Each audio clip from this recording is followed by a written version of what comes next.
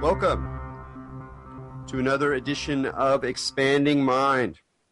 I'm your host, Erik Davis, continuing our conversations about the cultures of consciousness.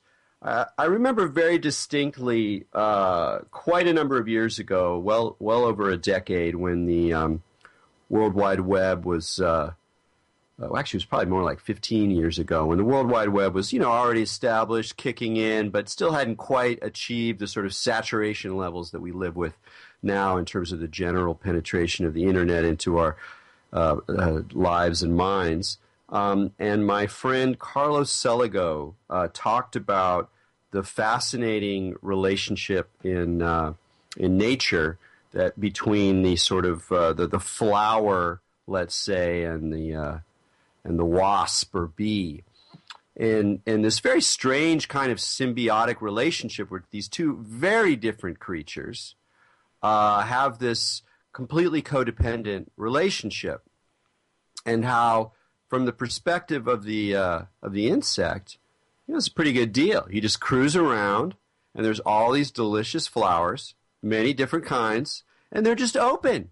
You walk right in, have some tasty food, check it out, enjoy the scents and smells, and take off again for another flower.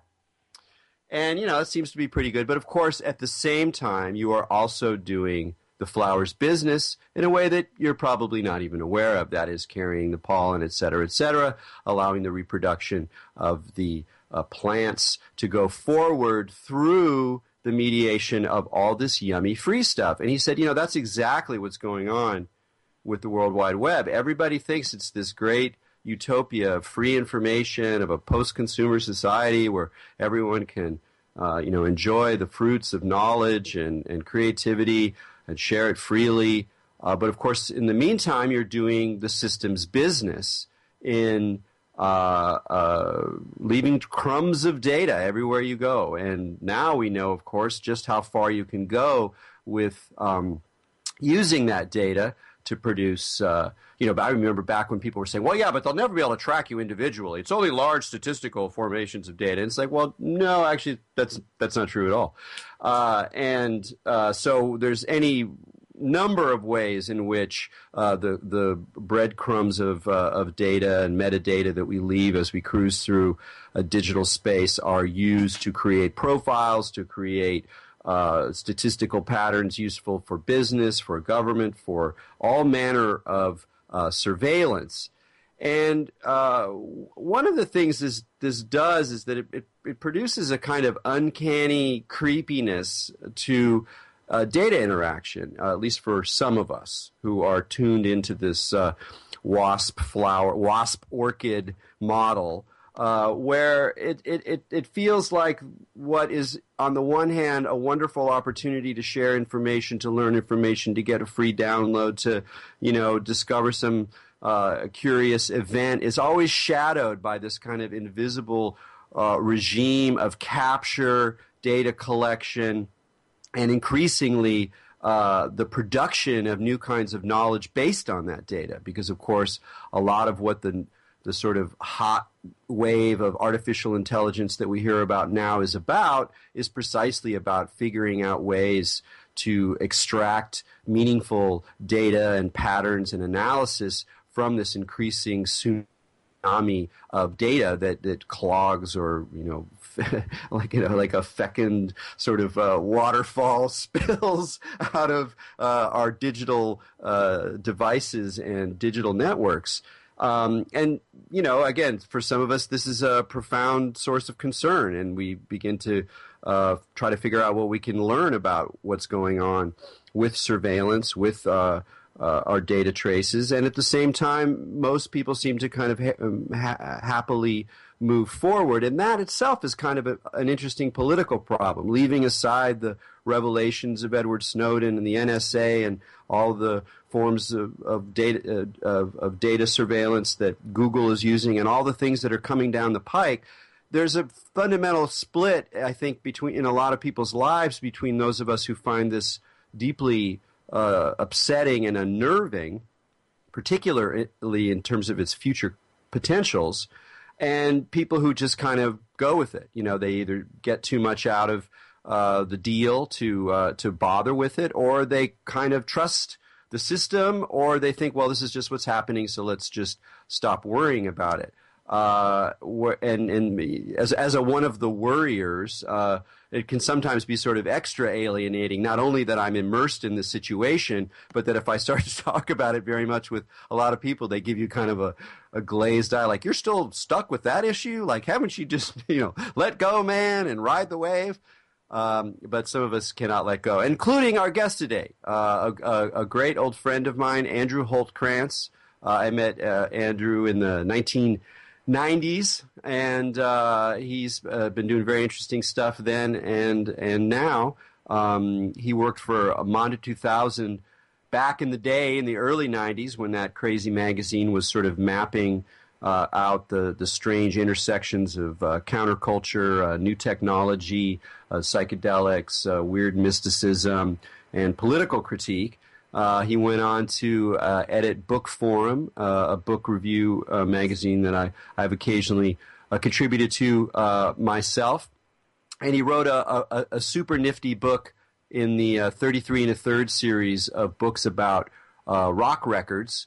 He wrote the second one on Forever Changes, and reading that book and talking to Andrew inspired me to pitch my own contribution to the series, which I think was the 17th or 18th, the one on Led Zeppelin 4. So you have Andrew to blame for that bit of amusement. Anyway, the main reason that we're talking to him today is that he's been researching the surveillance implications of big data for over a decade now for a book project, and very much hope that sees the light of day before too long. And in the meantime, we get to talk to Andrew about it. So, Andrew, thanks for joining us on Expanding Mind. Of course. Thanks, Erik. So, we were, talking beforehand about how to approach this hazy topic. And one of the things I really appreciate about your story, the way in which you create a story about all of these confusing, overwhelming, somewhat conspiratorial, sometimes hard to wrap your head around issues, is by putting it into a larger narrative about American history and American, let's call it, ideology, one that you trace back to the Puritans. And, in a way, it's a hackneyed thing to say about America. You can't really understand America unless you understand the Puritans. And in a way, it sort of seems alien today because very few people in the United States, even few Christians, are particularly Puritan, at least in the classic sense. So it seems like, well, maybe it was important back then, but it doesn't really make a difference. But no. In many ways, the Puritan mind frame undergirds American society as well as capitalism itself. So I know you start there, and then you do some very interesting things with the implications of this tradition. So let's just start out there and talk a little bit about the Puritan mind frame and what it was about their theology and their attitude towards the world that kind of sets up what we'll see as some profound implications in terms of contemporary surveillance practices. Sure. Well, as you know, the American Puritans were what you call late Calvinists. That was Calvinism was a certain branch of Protestantism that was quite extreme, kind of posited an extremely remote and uncaring God who had sorted everything out long before anybody was born, long before the Word was created, and that everything was set in stone. And you basically, even as a good Christian, as a good Calvinist, you couldn't really change anything about that. So they believed in a concept of what they call predestination, which has to do with your afterlife status. Either you're going to heaven or you're going to hell. Now, in most Christian denominations, there's some kind of avenue, if you are a sinner, which we all are, of course, according to that, from day one, that you can actually kind of, make good or redeem your sins by, deciding to give yourself to Christ, etc., doing good works, living a good life. And then God will observe this and say, hey, you know, Andrew's really turned his life around. Let's get him into heaven. Whereas in Calvinism, based on the premise that God is extremely omniscient, like the most omniscient you can think of, that it's impossible to conceive of the fact that God couldn't have known everything that was going to happen for eons into the future. So, of course, he already knows everybody's going to be born and everybody's going to be either saved or damned, and they're going to end up in heaven or hell. And so they believe in this very grim fatalism about their afterlife status, about their future after death. You know, yeah, I just interrupt one thing, just to maybe this will help clarify. It's something I read relatively recently that helped explain this view, because you hear this and you go, God, that's just so bizarre. How could that come about? And what this one guy's take was that this late Calvinism is occurring, you know, during the rise of what we would now think of as science, when society is shifting from a kind of medieval worldview into the modern view of science and capitalism, and particularly the ability of people to explain formerly bizarre or enchanted aspects of nature using causal logic. You know, it's like, no, actually, it's just a series of causes. We can identify them. We can use our reasons to explain the world. Right. And that part of this reaction was a way to kind of, on the one hand, acknowledge this world of determinism, this world of like that scientific laws say that things are going to happen one way or the other. There's nothing we can do about it. And allowed to affirm that while at the same time keeping a little place for God. So God had to get more and more remote, didn't care about you, far away, isn't going to make your day better. That's not going to, we're out of that one. But he's still there, ultimately running the show behind this new network of causes that at that time in particular, with the rise of mechanism, the idea that nature is a kind of machine, a kind of clockwork mechanism, the idea was that everything is pretty much determined, but God's still in the picture. So it kind of, I think, helps, at least it helped me a little bit understand why this very strange to us idea could make a lot of sense at a particular point in history. But go on. Well, and you know, in their view, God will have determined all of the causes that humans are figuring out as scientists. Exactly. So yes, he's the ultimate scientist in some ways. He's discovered everything because he was aware of everything, and he's set everything into stone before the whole ball game begins, so to speak. And so hence predestination, and of course. Another thing that Calvin taught and that Puritan ministers at the time taught was that your afterlife status was unknowable, meaning, of course, one would want to look for signs of whether you were saved or damned if you really believed this, but because God was so remote and so inconceivable to the puny human mind, there was no way that we could either see signs, or even if we could see signs in nature or in our lives, that we couldn't interpret them correctly. And so they were told, basically, look, this is the deal. You're going to heaven. You're either saved or damned. There's nothing you can do about it. But by the way, don't try to figure out whether or not you're saved or damned, because you just couldn't possibly do it. Now, of course, if you put yourself in the American Puritan mindset, and if you actually really, truly believed in this system, nothing would be more important to you than discovering what your status would be. It creates this kind of weird, you know, undercurrent of anxiety throughout your whole life that you're looking to somehow end or fulfill or, you know, modify. And the only way one could do that was to try to convince yourself and to convince others that you were indeed saved. And ultimately, as Max Weber argued, I think persuasively, and others have built on, that anxiety about one's future status and the fact that you couldn't know it while you were alive led to a certain kind of anxious busyness, a kind of, you know, extreme industry and activity in order to become successful in the material sense in the world, to sort of prove to your neighbors and most importantly to yourself that you were indeed saved. And Weber, of course, attributes this to the foundations of modern capitalism, certainly American capitalism. And I essentially agree with him on that. Yeah, so, I mean, one of the aspects of that's also interesting is that the capitalist was also the sort of figure in society that was using new sciences and new technologies and the sort of creativity released by mechanism, by the idea that you could understand the mechanisms of things in order to create new values. So it was also kind of appropriate, that sort of deterministic way of thinking, fatalistic way of thinking of the world. You could also then go, well, yes, but we do know how these things work, so let's exploit them.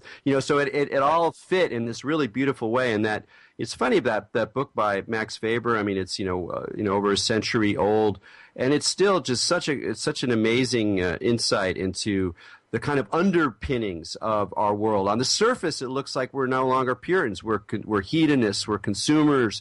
We just enjoy things. We like entertainment. We like advertising. There's this kind of hedonism to American culture, and indeed to capitalist culture. Talk to Muslims about that. But beneath it, the engine of it, and that's what's more important, is the engine of it, which is also the place where we're going to see these surveillance mechanisms and these control mechanisms. The element of control and the system itself is still running, I think, on a much more Puritan logic. Yeah, well, I agree that the asceticism, I think you're identifying, of Puritan culture is no longer really present, other than perhaps the most fundamental evangelicals. But this status anxiety thing is really particular to America, and does continue to obtain. And I want to add something to the status anxiety thing, which is it's not only the late Calvinism and the belief in predestination that created this anxiety. It's also because they had left a country, a society, a continent in which there was royalty and aristocracy, meaning everybody basically knew who they were. They knew their place. There was a king, there were earls and dukes, there were blah, blah, blah. And if you were a peasant, you were a peasant. There's no way you were going to become an earl or duke, right? So you basically, even if your lot was terrible, you kind of accepted in the back of your head there was no real mobility. There's nothing you could do about it. So in some ways that produces some kind of comfort, however cruel or unsatisfactory. Whereas if you both believe you don't know where you're going after death, and you don't know really where you fit in a new society, meaning there are no kings, dukes, earls, etc., then you're also going to be extra concerned about how do you rank next to your neighbors, next to the rest of your community. And again, this also produces a kind of anxiety to be busy, to succeed in a material sense, to have a successful business or farm or whatever, because you want to be the kind of virtual duke or earl of your community, right? You don't actually want to have that title, but you want to be regarded as one of the upper people, one of the upper crustaceans. Yeah. I just want to mention to people that I know you haven't seen this film, but if folks haven't seen the film The Witch, the sort of New England Puritan horror movie, I highly recommend it. It's a very intelligent movie, and they understand Puritanism very well. But in that film, you'll see, in a way, a lot of the elements that Andrew's been talking about, particularly this last bit where the family, they're ostracized even from the little community that's already detached itself from Europe, and so they go out in the wilderness all alone, just the group of them, and they're extremely anxious about the status. And one of the things that the father does a lot is that he's chopping wood all the time. Like, he's got way more wood than he needs. He's like, the only time he feels okay is when he's chopping wood. Right. And it's that same sense of busyness, of anxiety, which and then the film takes on this kind of supernatural character. But talk about status anxiety today. Well, I mean, you can go to social media almost immediately. And of course, one of the first things in the first big social media platforms was, relationship status. Are you single or are you in a relationship? But of course, all news on Facebook or your social media feed from your friends or likes, how many likes this or that post you've posted get. Those are all elements of status. How many friends you have on Facebook, how many likes you get, et cetera. These are all sort of products of this kind of need to force rank oneself in the community and say, look, I've got so many more friends and so many more likes than my other friend, and therefore I feel better. And as we were discussing earlier offline, if you are our age and you have kind of 1 foot in this stuff and 1 foot out, meaning both of us, I think, are totally love the internet and are okay with the internet in principle. I think, where we divide with some younger people perhaps is some of the effects of social media. That we notice these things very much. Meaning, we notice the kind of the extra busy checking of one's latest updates to one's Facebook page or whatever, to be this similar kind of constant activity to discover, divine, and prove one's status to oneself, because one never really knows, what one's status is in America. I remember one time I was, when I first sort of got on Twitter, and I was checking, and I always sort of resisted finding numbers, just because that's my kind of sort of perversity in our contemporary world. Like, I didn't really want to know how many people are checking my site and this and that. Yeah. And then at one point, I was noticed in myself that I was getting a little obsessed about the numbers. I saw that I had this many followers or whatever, mm-hmm. And then I was like, oh God, I'm kind of bummed out. And then what am I going to do about this? And oh geez, I should really do more stuff to get more numbers. And then I had this like little beautiful thought experiment, which was, I went, wait a second. Many people who I have absolutely no respect for, who are horrible writers, terrible speakers, putting out awful material that should be expunged from human society if there was any justice, have millions of followers. Yeah. There's no way. And I'm like, as soon as I went there, I realized that actually the numbers don't matter unless I have some, pure quantification that's going to make me money. I mean, in any kind of psychological sense, it's meaningless, like absolutely meaningless. And so for me, it kind of cured me of that practice. I mean, whatever, I can sort of get away with that because of the conditions in my life. Other people, maybe they depend on it more. They need that quantification for their gig or whatever they're doing. But outside of these very concrete, pragmatic levels, it's a lost cause. I mean, it's a bad game to get into. Well, I mean, it's purely kind of an ego vanity thing, really. I mean, the as you say, there could be some, financial reward to having more friends on Facebook, but generally it's mostly about ego satisfaction and vanity. And again, kind of saying, demonstrating to yourself and to others, like your other friends on Facebook, that you are more popular than they are, that you have a higher status than they do in some ways. And it's not like you're even kind of, cruelly lording it over them. It's just, this is an operation that sort of goes on in the back of one's head without full consciousness, I think. I mean, yeah, it always reminded me a bit of high school. Like there was something, it felt like social media sort of got to the high school level. Mm-hmm. And obviously it has all these other effects, and it's how people find out. I mean, I'm not on Facebook, and I there's like a void in my social life where information used to be. Like I miss parties. I don't find out when people are coming to town. There's this kind of present absence in my life that's a bit distressing. We could talk more about that later, but it's just that you're kind of locked in. You have no sort of way of navigating it outside of this framework. But it still sort of seems like on a psychological level, it got to a point where like whatever fuels high school rivalries and as the establishment of identity. Mm-hmm. It's like we're still there, and I keep waiting for it to get to like graduate school or something. Maybe that wouldn't be any better, but it would be at least some kind of evolution. I agree. I mean, part of the problem, of course, is that even though the internet is full of images and text and all sorts of things, it's all really based on quantification. It records everything. It ranks everything. So, in some ways, it is the insertion of quantification values that are kind of intruding upon human values, meaning people who are not, as you say, didn't used to look at the numbers suddenly feel like oh God, maybe I should look at my numbers, how many friends I have or whatever. And it's just because the system is set up that way, and it's sort of bleeding into our consciousness and making us care about things like raw numbers. And you can transfer this to the popist field of music criticism, where sales are aesthetic greatness, meaning the thing that sells the most is the best. Forget about aesthetics or difficulty or art or whatever. I mean, I'm simplifying, but that's what it boils down to, really. No, I think it's really true. I remember, just to keep chatting on this topic, and then we'll move on. Is I use MailChimp for an occasional, mail out to whatever, 1,000 people or something like that, and it's, it's when people unsubscribed, it tells you who they are, and I'm like, I don't want to know that.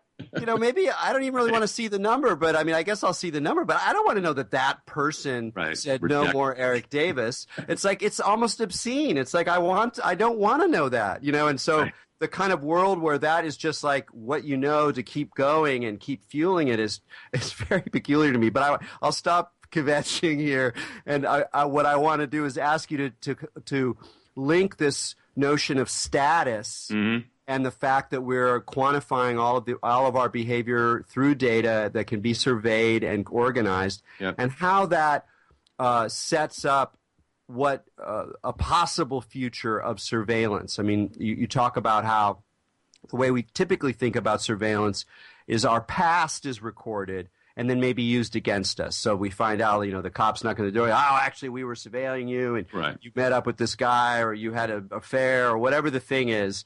And so we're used to that kind of idea of surveillance surveys the past and might use the past against me for some current kind of issue. But your view is that this is what we're actually seeing is the beginnings of a very different relationship between time and surveillance, and it has to do with this kind of status stuff. So. Yeah. Well, absolutely. Let me also clarify that when I'm talking about this stuff, we're really talking about a subset of surveillance, which is obviously an enormous growth area of surveillance and probably will be the biggest element of surveillance ultimately. But it's used to be called dataveillance, which I think is a very inelegant term. But the term big data was floated a few years ago, not by surveillance activists, but by people who are positivists and businessmen and who are into this stuff. And in some sociologists, I'm sure, too, and medical people. But big data always struck me as a kind of super creepy term because while we use usually big, capital big, blank as a pejorative, like big pharma or big tobacco, in this case, it's being put forward as a kind of ominous, I'm sorry, not ominous, like a cuddly kind of big brother, kind of, and not like the Orwell big brother, because it's kind of like a thing that's kind of taking care of us and embracing us. We are constituting it by filling it with our data, but then it's coming back and blessing us with, great insights into disease control or whatever. And I'm not saying that those insights will not exist. There are good elements of big data, but what we're talking about here is the surveillance aspects of big data and not video cameras, wiretaps, satellites, et cetera.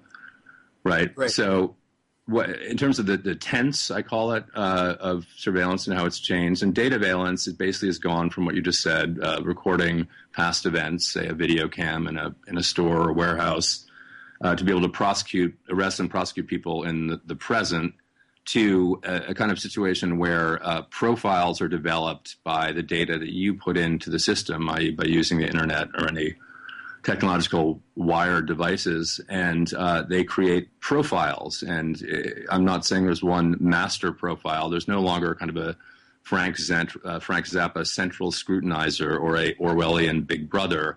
Each company or government agency you interact with through these methods are taking your data and developing profiles of you for a variety of reasons, depending on whether it's private sector or government. But the whole idea is basically to get a better idea of who you are, to be able to slot you into certain categories, and then from that to be able to say, okay, this category of person usually does this and does not do that, and so we'll offer him or deny him this or that because it's outside of his profile. So it's no longer going to be a binary status like saved or damned, right? Going to heaven or going to hell. It's going to be many, many, many micro kind of statuses, which each have their own kind of track of opportunities and everything else. Are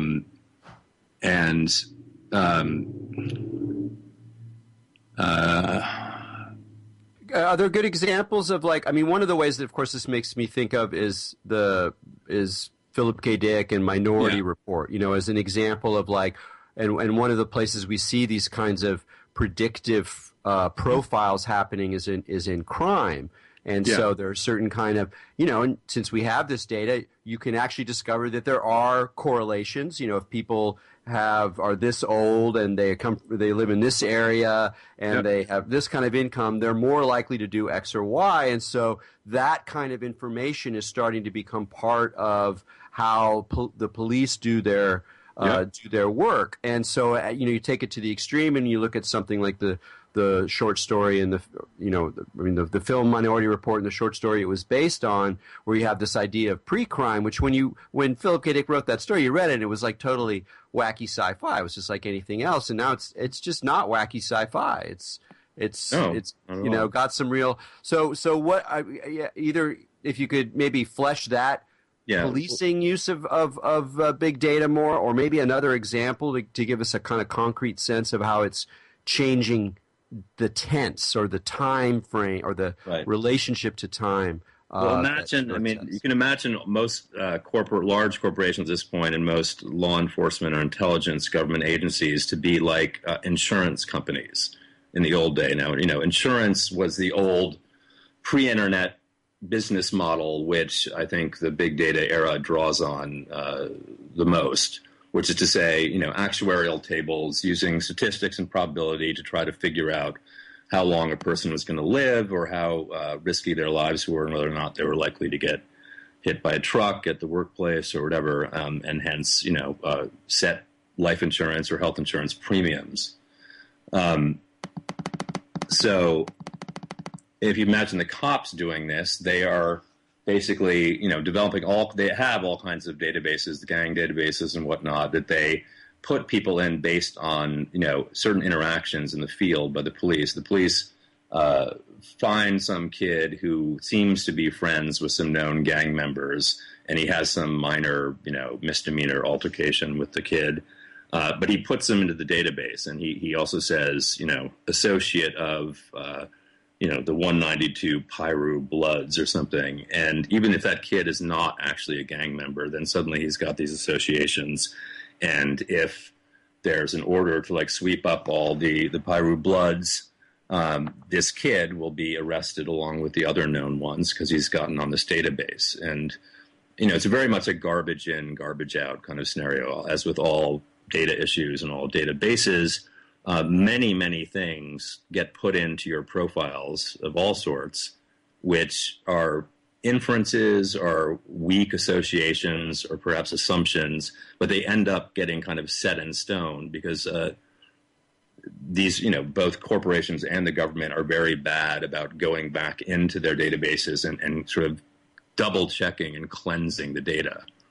So as this stuff becomes more and more important, and as it becomes more and more automated, which is another key point of this, meaning it's machines making the decisions as to what profile you go into and to what that profile can access or should be denied, then you've got a real problem of accountability, of remedies, of being able to correct your data. Like if you look at EU data protection laws, which are personal data protection laws, which are much stronger than America's. Actually, most of the world's are stronger than America's.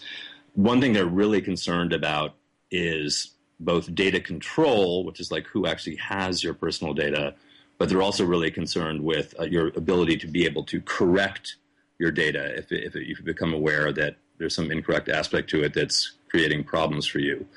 And it's a bureaucratic nightmare, and it's kind of an almost unenforceable ideal, but it is getting to one of the main issues here, which is that there's really no accountability for the organizations, private or public, which are taking in the data, creating profiles, creating predictions based on those profiles, to actually go back and say, hey, maybe this bit of information about Andrew was incorrect. They almost will never do that. And in America, there's basically hardly any recourse to do that legally, both either for corporations or for the government. So what, Minority Report is sort of like that too. It becomes like they're relying on the precogs, and precogs are mutant humans, right? But they're attached to this big computer rig, which is parsing their visions and turning them into actionable predictions.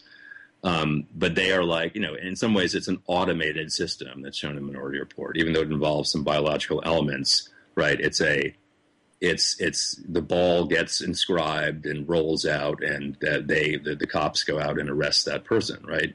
Yeah, I mean that's the part where the predestination thing really starts kicking in, is the way that not just in this particular domain of sort of predictive policing, but just in so many ways, it's the algorithms that are taking in they're looking at the big data, they're finding patterns.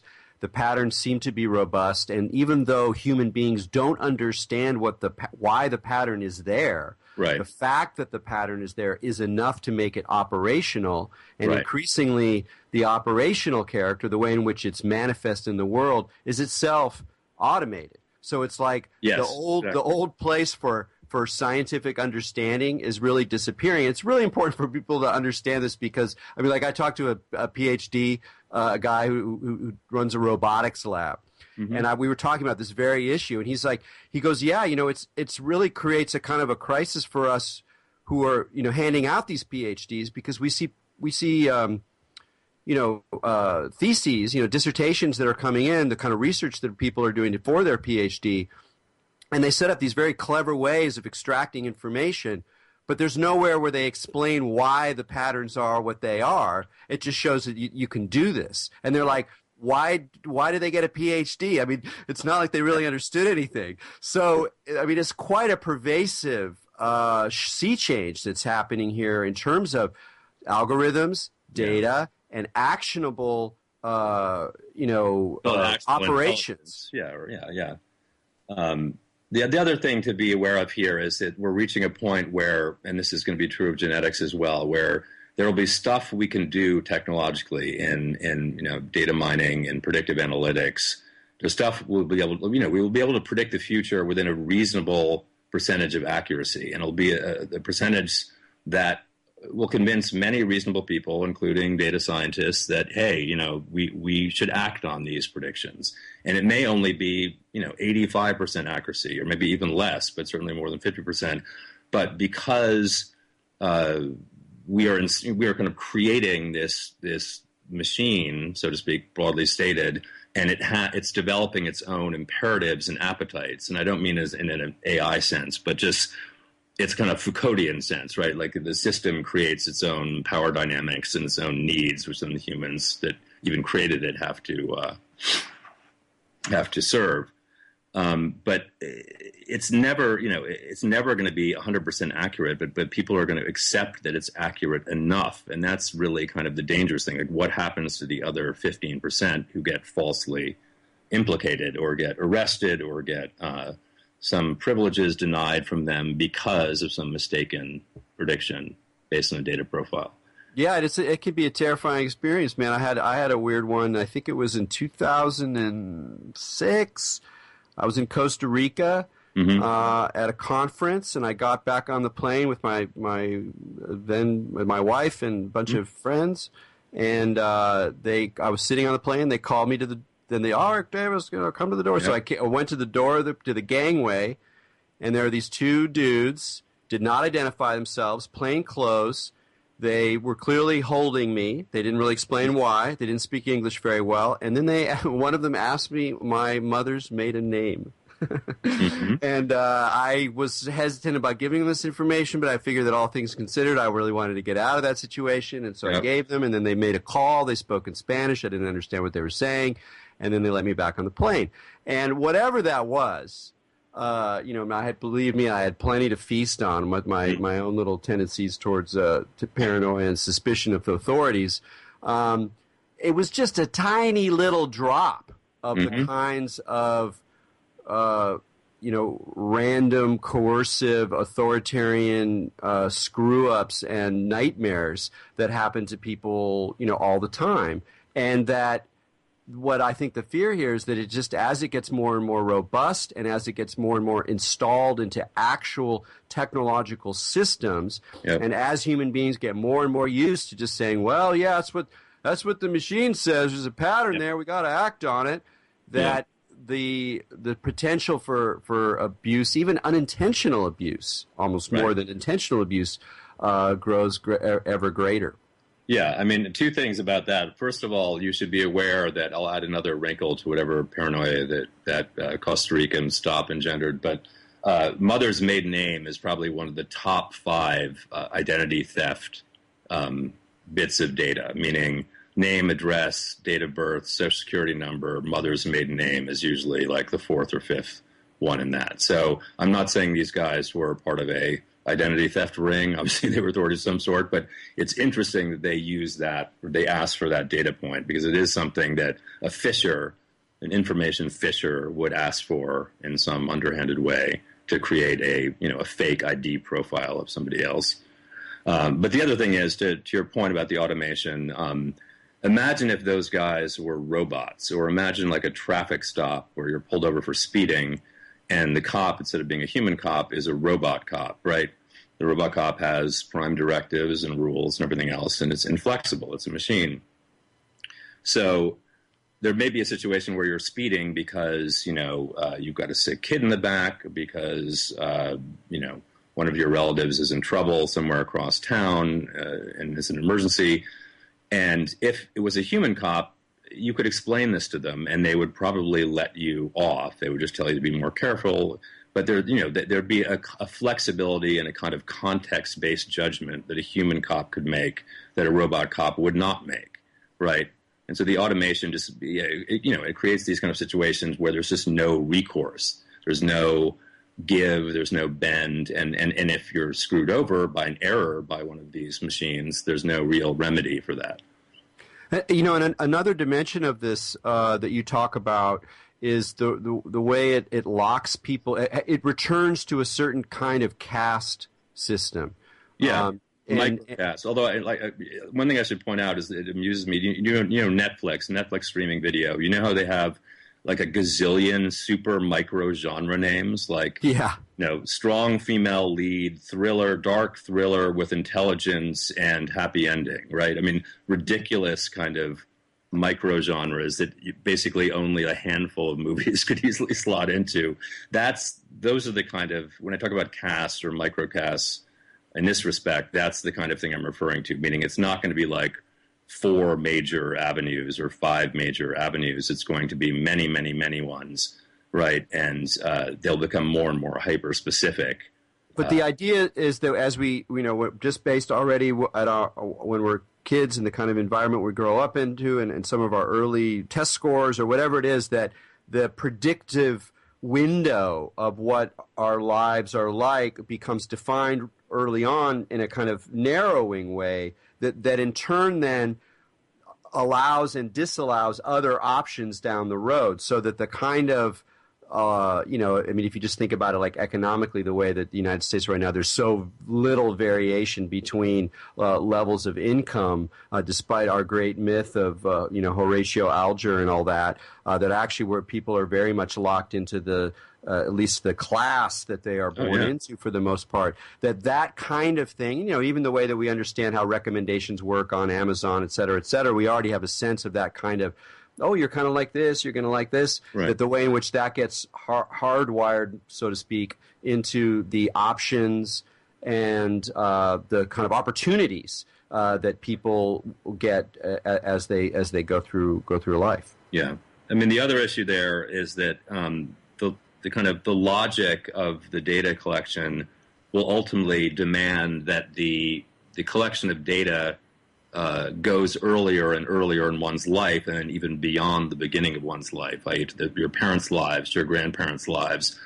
The more sophisticated the profiling gets, the bigger sort of data sample it will want, right? But that also means that it increases the fatalism, meaning if your parents or your grandparents, one of them was a criminal, or one of them got a terrible perhaps infectious disease at some point in life, or were susceptible to such things, that would become part of your profile and say, well, Erik has a 25% chance of becoming a criminal or getting this terrible disease, and so we will cordon him off from certain kinds of opportunities or certain kinds of communities. At this point, we understand it as, something like your credit history, right? Like all that matters is the stuff that you've done as an adult with your credit card or with bills and with payments. But with these more overarching kind of life profiles, it's going to take in all kinds of other information, which will include genetic information, and it will lead the system to want to drill down beyond the womb, basically, like, you know, your ancestors. So it creates an even more, you know, another track that's even harder to fix, because you can't obviously do anything about you can't remedy how your parents behaved or how your grandparents behaved. Right. Now, I want to sort of ask you, maybe let's say we have about 10, 12 minutes left here. Yeah. As I mentioned at the beginning of the show, there's so many different ways, so many different opportunities people have to monitor themselves, with like biometrics, the Fitbit, or new forms of the Nest, and ways of making the energy use in your home more efficient by having data streams that are going to central servers, Mm-hmm. There's all these sort of opportunities, some of which obviously lead in some ways to very beneficial local effects. Mm-hmm. And for a lot of people, again, the knowledge that or at least the sort of knowledge that these things are also tracking them and creating records that can be used against him. We've seen examples of Fitbit data used in court cases, et cetera, et cetera. There's this weird, again, just to speak personally, when I encounter those things, now I immediately just go, oh, this is just another opportunity to data survey me. And it creates this fundamental inability to really get that excited about the other benefits of these actions. Clearly, that's not happening to most people. And some of them it's because they're ignorant. So it's because they have a different view of the value of this. They trust the system, or they make a calculation that the benefits outweigh the detracting factors. I think a lot of times that people are actually just kind of sweeping it under the carpet, like they know that there's something, they sense that there's something very disturbing about this, but they don't want to deal with it. Their imagination doesn't go there. They're not the kind of people who, they don't want to think of themselves as paranoids or whatever. And I know that by you've been working on this stuff for a decade. I'm sure there's been some dark days produced from it, whether you're, just the knowledge of what's going on, or how your knowledge of this information, or your speculative aspect, as well as your concrete contemporary awareness of what's going on, kind of alienates you from people around you, even your friends, where you're looking at something that I think a lot of people just don't want to look at. And so almost on a more personal level, I'd love to hear you reflect a little bit about, like, what allows you to do this? What's the trap in it? When did you go too far? How do you balance the kind of alienation with the need to know and the ethics of the ethical drive that you have to understand and think about these very difficult and disturbing things in the midst of everybody else's celebration of the new data devices? Yep.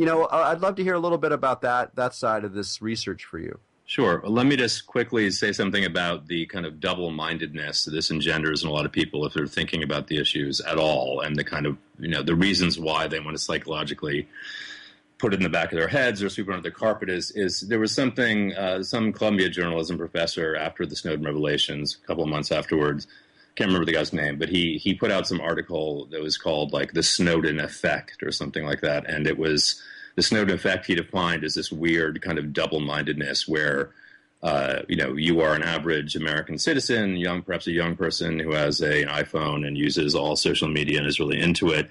And then the Snowden revelations come out, and you're technologically savvy enough to understand what Snowden was revealing and how it would apply to what you use technologically, but you're just, as you were saying earlier, like, there are just way too many upsides, and you've been completely habituated to having this iPhone and the social media stuff. So it creates this, this horrible contradiction in your head, which you would do anything to get rid of, which usually means you put it in the back of your head and forget about it, right? So yes, I occasionally have felt, particularly pre-Snowden, when I was working on this stuff and talking about it to friends and colleagues, that I was kind of like taking somebody's face and just rubbing it into, shit, so to speak, and be like, you think your life is good. Well, here, consider this stuff. It's also like with social media and with younger people, I felt a bit, and I still feel a bit like, I'm scolding kids for saying like, candy's not good all the time, kids. You got to eat other things.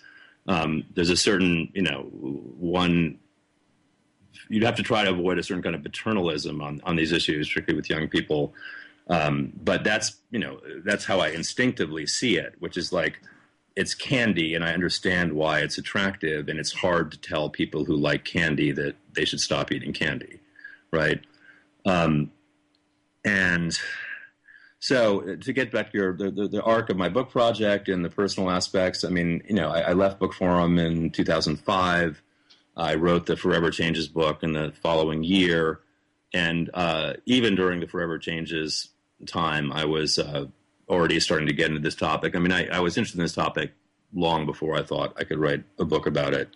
It probably goes back to when asked, I had to think about this, but I think I determined that the spark of interest came from my first viewing of the film Blade Runner. Like, if you know the initial interrogation scene with Leon, the first replicant, and the other Blade Runner, not Harrison Ford, who's got the Void Comp machine, which is kind of like a biometric lie detector machine, right? It's focused on Leon's iris to detect lies or whatever, but the questions are a series of ethical questions. Like, you come upon a tortoise on its back in the desert. If you don't turn it over, it's going to die. What do you do? Right? So just trying to tease out empathy and just human reactions to things. And there was something about the combination of the ethical questions, the machine that was reading biometrics in order to determine whether or not somebody was being truthful or not, that, it was many years afterwards that I started thinking about data valence and whatever. But when I was asked this question so many times that, I thought about it hard, and I think that was the beginning of it. And so, obviously working on this stuff, the more you know about it, the more dispiriting it is. I mean, the more you know about it, the more small you feel, the more ineffectual you feel. Like, if you really want to feel incredibly powerless, read the terms of service for Google or Apple or Facebook, and realize that you are just, not necessarily you, but most people are just pushing that I agree button, and they're not reading it at all. But if they did read it and they knew legalese and they didn't understand it, they would never agree to it. They're the most rapacious terms you could possibly imagine, right? Well, especially all that arbitration stuff where in the back of your mind you feel like, well, no, but if something really bad goes happen, I can sue them. And it's like, you're like, no, you can't even do that. No. Yeah, no, it's really bad. So anyway, to answer your question, I was researching it for a number of years. I was writing some articles about it. And I was really into it in the sense that I was really into both, diving deeper into the Puritan Calvinist predestination argument and making, to me it was almost as much an American intellectual history book idea as much as a kind of newsy political book. It would have had a newsy political element, but to me it was very much about American ideology and Americans' peculiar and paradoxical relationship to freedom, in the sense that we're the land of the free, the home of the brave, but we are very, as you're seeing today, in the era of terrorism, we are incredibly quick to give up our freedom. And literally, we've sort of gutted a lot of the Bill of Rights within 15 years of 9/11. And it's been, lots of people have howled in the media about it and whatever, but those are the facts. 15 years, after 200 whatever years of this fairly novel and pretty great constitutional document, we're gutting it because we were attacked once on our soil. It's horrible. 3,000 people died. I was here in New York when it happened. I know it's horrible. I'm not diminishing it, but really the response has been completely disproportionate, not only in terms of money, but even more so in terms of how quickly we're changing laws and diminishing civil liberties to enable this stuff on the government side, on the counterterrorism side. So you get dispirited. Like you imagine you're discovering bad stuff that the biggest companies in the world are doing and the most powerful government in the world is doing, and you feel that you're trying to fight that. It's very much a David or Goliath thing, and the more you know, the more impossible it seems. Meaning, not only is this whole mentality based on a certain kind of fatedness, predestination, right? But it's also like, as you learn more about it, you start to see the logic of its development as completely inevitable and inexorable. Like there's nothing you can really do about it. So it seems like not only is it fated within the content of the system, it's also the system is fated to be. It is fated to exist, right? And so it's whatever. It got depressed. I got I have anxiety, depression issues anyway, and obviously those were becoming exacerbated. I was becoming poor because I was trying to live as a freelance writer and freelance editor in New York City in the aughts when real estate was going through the roof, as it still is. I just felt more and more alien. And again, before Snowden, I would be talking to friends, and people were totally sympathetic, would be totally sympathetic to my argument, but after a while, they'd be like, don't you think you're a little paranoid or you're worried too much or whatever? So Snowden was kind of a great thing for me in a variety of ways. Like I literally went to several parties when I saw people months later after the Snowden disclosures. And they said, I've been waiting to talk to you for, 7 months. Like you were talking about this stuff 5 years ago. And I'm not patting myself on the back, but it was rewarding in the sense that finally I could talk about these issues and not sound like a crazy person, So, at a certain point around 2008, I was poor enough and crazy enough and depressed enough that I decided to put it aside in the sense that I would stop actively working on the writing and the note-taking. Obviously, I'm a junkie for developments in the field, so I stayed, paid attention to the news the entire time. When Snowden came out, obviously I was very rekindled by that, and now I'm getting back more into it. I mean, I have a job and a half. I'm a working journalist. I have another day job. But my enthusiasm and also just sort of the clarity that Snowden's disclosures brought to some of my more inchoate assumptions were really helpful and galvanizing. And, and again, this is not it seems like a very newsy, ephemeral topic, but in my view, the more you know about it, the more you realize it's going to get just worse and worse until there's some kind of breaking point. And whether that's a collective wake-up call where the people finally rise up and demand that laws are passed that outlaw this stuff or some of this stuff, or there's going to be some real, social breakdown, and the stuff will be applied by law enforcement to actual to rebels or dissidents, and that's another problem with this stuff we haven't even talked about. Yeah, but we unfortunately we got to wrap it up there, and Sure. It's a good note to end on because all I want to say is I hope your book comes out before that crash happens, so I can help understand what's going on and let other people understand, because you're very clear about these things, and so more power to you for sticking into the paranoid trenches and. Trying to think your way out of this. So thanks so much for being on Expanding Mind. Thank you, Eric. Really a pleasure. Thank you. Great. And I'll put links to some of Andrew's articles on the archive page and also on techgnosis.com, so you can follow them. There's some articles in Artforum and Freeze for you to check out. So until next week, keep your minds open.